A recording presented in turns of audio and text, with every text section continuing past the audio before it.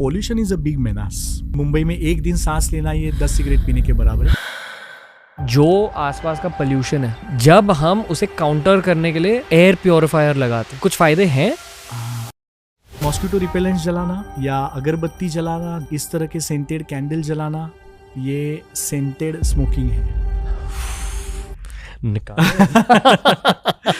आज कहा जाता है कि 60 to 70% वेप स्मोक करते हैं। वो वेप्स चाइना में बन रहे, लेबल पे कभी कोई लिखा भी नहीं रहता कि क्या क्या गया है उसको बनाने। Cigarette is a known devil. उसको रिप्लेस करने के लिए जो वेप है, इट इज एज और may be more dangerous than smoking a cigarette. अगर प्योर की एक जॉइंट बनाई है या भिंडी, उसके भी पत्ते आप डाल सकते हो as a part of the mix. This is the new trend. आप उसको ऑर्गेनिक कहिए, आप कहेंगे मैंने आयुर्वेदिक वीड बना दी है, ये सब गलत है। इसके इफेक्ट्स ना आपको एज 30, एज 35 पर दिखेंगे। जो ब्रीदिंग ट्यूब्स है वो नैरो हो जाती है, हवा का आना जाना ठीक से होता नहीं है, हार्ट की राइट साइड फेल हुई रहती है। This is a very serious concern. Addictions को लेकर एक चीज होती है जिसका नाम है ट्रिगर्स। कि आप किसी दोस्त को मिल ले तो उसका चेहरा देख के ऐसा लगता है कि यार मुझे स्मोक करना चाहिए।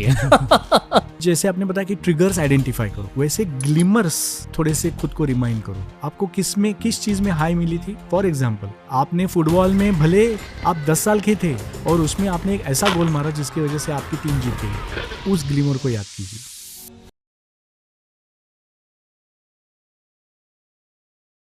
आजकल क्या आप वेप रिलेटेड केसेस ज्यादा देख रहे हो? तो रणवीर, ऐसा होता है काफ़ी बार हम जब हिस्ट्री लेते हैं तो हम स्मोकिंग हिस्ट्री पूछते हैं काफ़ी बार, लेकिन जब हम पूछते हैं कि आप स्मोकिंग करते हैं तो हाँ या ना में जवाब आता है। फिर हम उसके आगे पूछते हैं कि दिन में कितनी सिगरेट्स होती है, कितनी बीड़ी होती है और कितने साल से आप स्मोकिंग कर रहे हैं। तो उसके हिसाब से एक थोड़ा सा एक इंडेक्स रहता है, तो उसके हिसाब से हमें पता चलता है कि लंग डैमेज कितना है। आजकल हम thanks to the awareness given by कि आप जैसे लोग जो हमें अवेयरनेस दे रहे हो सोसाइटी में ही, तो हम आज वेपिंग के बारे में पूछने लगे हैं सामने से। क्योंकि होता ये था कि नहीं सर मैं स्मोकिंग नहीं करता हूँ, लेकिन फिर कोई उसका दोस्त या अगर बीवी बैठी है तो बताएगी कि नहीं ये वेपिंग करता है। तो अपफ्रंट लोग ये हिस्ट्री देते नहीं है वेपिंग की। उन्हें लगता है हम स्मोकिंग नहीं कर रहे, अच्छी बात है, वेपिंग करें तो सेफ है हम। तो अभी हम भी ये सीख गए हैं कि इस तरह की हिस्ट्री हमें भी अभी लेनी चाहिए। स्मोकिंग का ज़माना गया, जैसा आपने पॉइंट आउट कर दिया।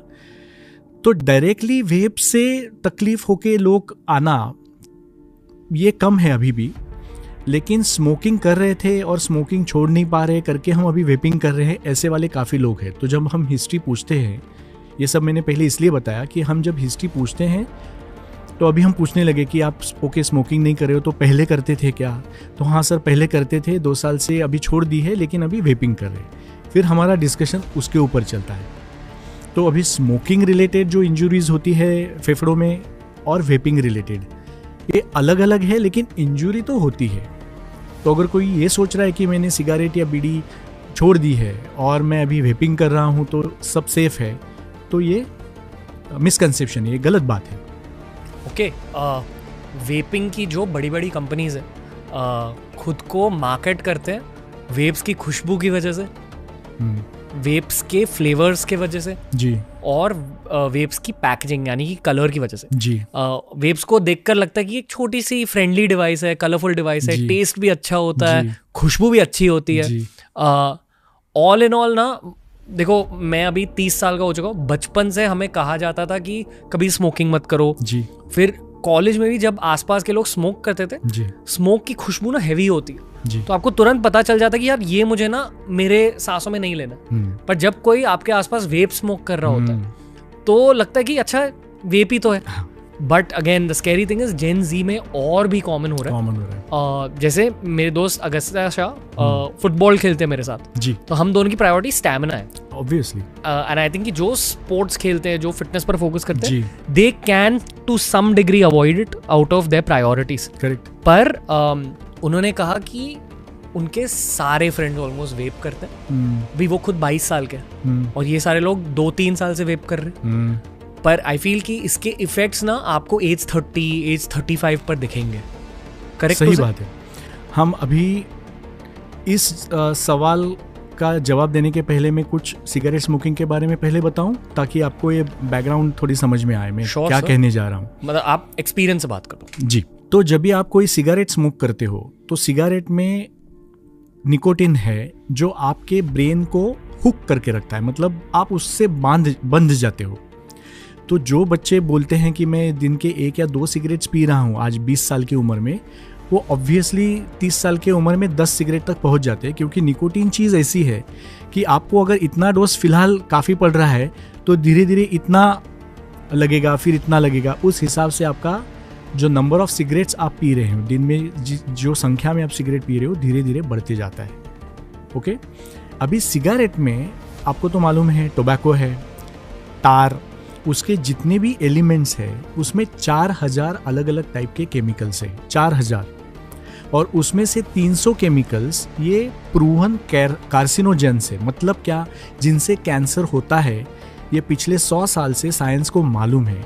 इस तरह के केमिकल्स हैं। आप अगर गूगल करके इंटरनेट पे आप देखोगे कि सिगरेट में क्या क्या कंटेंट्स है उसके स्मोक में, तो मीथेन गैस जो अपने गटर में आता है, या कैडमियम जो अपने बैटरीज में आती है, या फिनोलिक एसिड, फिनाइल अपना जिससे हम फ्लोर क्लीन करते हैं, इस तरह के 4000 गंदे केमिकल्स उस सिगरेट में होते हैं। अभी आप उसको जब स्मोक कर रहे हो, सपोज मैंने एक सिगरेट 10 पफ में ख़त्म कर दी, तो मैंने क्या किया, 4000 इंटू 10, 4000/10, इतने बार वो केमिकल्स अंदर लिया और बाहर छोड़ा। अगर आप मेरे सामने बैठे हैं, आप स्मोक नहीं करे, तो आपको भी उसका प्रसाद जरूर मिल रहा है जो मैं आपको दे रहा हूँ। खुले एटमॉस्फेयर में भी, कि कहीं पे भी। ओके, पैसिव स्मोकिंग कहीं पे भी, आप क्लोज स्पेस में बैठे, हम जैसे यहाँ पे रूम में बैठे, या हम टेरेस में जाए और मैं स्मोक करूँ और आप मेरे 3-4 फुट के डिस्टेंस में है, तो आप इनहेल करने वाले हो उसको। अगर मैं ऐसी 10 सिगरेट पी रहा हूँ तो 4000/10/10 कितनी बार मैंने केमिकल्स अंदर ली, और वो 300 केमिकल्स के साथ में। तो इसमें ये वेपिंग का स्मार्टनेस क्या है, मैं अभी उस तरफ आता हूँ कि अच्छा ये 4000 केमिकल्स आप ले रहे थे, चलो हम इनको निकाल देते हैं। निकोटीन का नशा है ना, तो हम निकोटीन ही दे देते हैं। अभी पर से आप निकोटीन ठीक से ले नहीं पाओगे, तो इसके लिए उसका फ्लेवरिंग हो गया, या आप जो बोल रहे हो उसको अलग अलग विजुअली उसको अपीलिंग करने के लिए वगैरह वगैरह। लेकिन उस तरह के उसमें एक प्रिजर्वेटिव रहता है फॉर्मल्डिहाइड नाम का। लिटरली वो जब हम किसी शरीर में कोई ऑपरेशन करके कोई सपोज अपेंडिक्स निकाल दिया, या हम लंग में से कभी बायोप्सी लेते, तो वो जो बायोप्सी स्पेसिमेन है वो जिस फॉर्मेलिन में हम पैथोलॉजिस्ट के पास भेजते, ये वो फॉर्मल्डिहाइड है। उसको आप स्मोक कर रहे हो तो वो कहाँ से सेफ हो गया। ओके, ये एक बात होगी। दूसरा, मैं हर पेशेंट को पूछता हूँ कि इस निकोटीन को आपको ज़रूरत क्या है, तो कोई मुझे ठीक से जवाब नहीं दे पाता है। बेसिकली जो किक है ना, जब कोई सिगरेट पीता है और उस निकोटीन से जो हमारे ब्रेन में जो भी एक तरह का उद्दीपन हो जाता है, उसको कहेंगे कि वो ब्रेन अपना अगर सो रहा है तो जाग जाता है, तो उस तरह का जो एक किक का जो फीलिंग आता है, उसको लोग एडिक्ट हो जाते हैं। चाय कॉफ़ी की तरह। चाय कॉफ़ी कुछ भी नहीं है, ये आपको ऊपर ऊपर लेके जाएगा। 2 सिगरेट का 10 सिगरेट 20 सिगरेट होना ही है। तो ये निकोटीन क्यों चाहिए आपको? आप कोई भी, आप जैसे आपने बताया कि आप स्पोर्ट्समैन हैं, आप फुटबॉल खेलते हो, तो आप तो आपके स्टैमिना के हिसाब से इस सबसे परे रहते। लेकिन कल को अगर कोई एक्टर है, कोई सिंगर है, उनको भी तो अपना स्टैमिना बचाना है, अपने लंग्स बचाने हैं। सिंगर को तो अपना आवाज़ अच्छा रखना है, अपना ब्रेथ अच्छा रखना है, या आप किसी भी फील्ड में हो, आपको जो किक मिलना है वो आपके काम से मिलने दो ना। ये निकोटीन की ज़रूरत ही क्या है?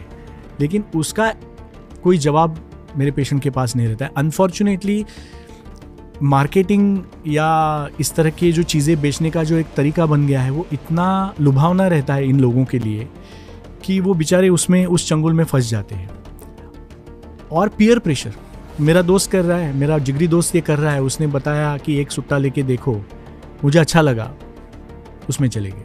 थोड़ी सी साइकोलॉजिकल चीज़ कहना चाहूँगा जी, क्योंकि मैंने भी पार्टी करी है कॉलेज में, और उसके बाद एक योगा फेज स्टार्ट हुआ जब मैंने स्मोकिंग कभी नहीं करी थी जी, पर ड्रिंक्स बहुत पिए थे एटसेट्रा एटसेट्रा इंजीनियरिंग कॉलेज में। राइट।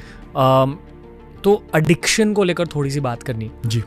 बेसिकली मैं मानता हूँ कि अगर आप किसी फ्रेंड ग्रुप को देखें तो वो कुछ लोग जो ज़्यादा स्मोक करते हैं, ज़्यादा वेप करते हैं, ज़्यादा ड्रिंक करते हैं, इस आदत के पीछे भी एक साइकोलॉजिकल वजह होती है। जो आपने कहा पीयर प्रेशर जी, पर आई फील कि to give in to peer pressure also एक साइकोलॉजिकल रीज़न होता है। और मेरे according, and please correct me if I am wrong and speak from experience, I feel कि जब आपको थोड़ा लैक ऑफ कॉन्फिडेंस फील हो रहा है लाइफ में या खुद में, या अगर आपका एक पेनफुल पास्ट रहा है for some reason, no past trauma, फिर जब आप टीनेजर बन जाते हो, अर्ली 20s जब आपके स्टार्ट होते हैं, जब आपका करियर स्टार्ट होता है, बहुतों की स्मोकिंग हैबिट कॉर्पोरेट करियर में स्टार्ट होती है। सही बात। Definitely because of peer pressure, but peer pressure के बीनीथ भी एक चीज होती है, टू गिव इन, थिंकिंग कि यार ये ग्रुप मेरे से ज्यादा कूल है। करेक्ट। पर ऐसे आपको क्यों नहीं लगता कि आप ही खुद कूल हो?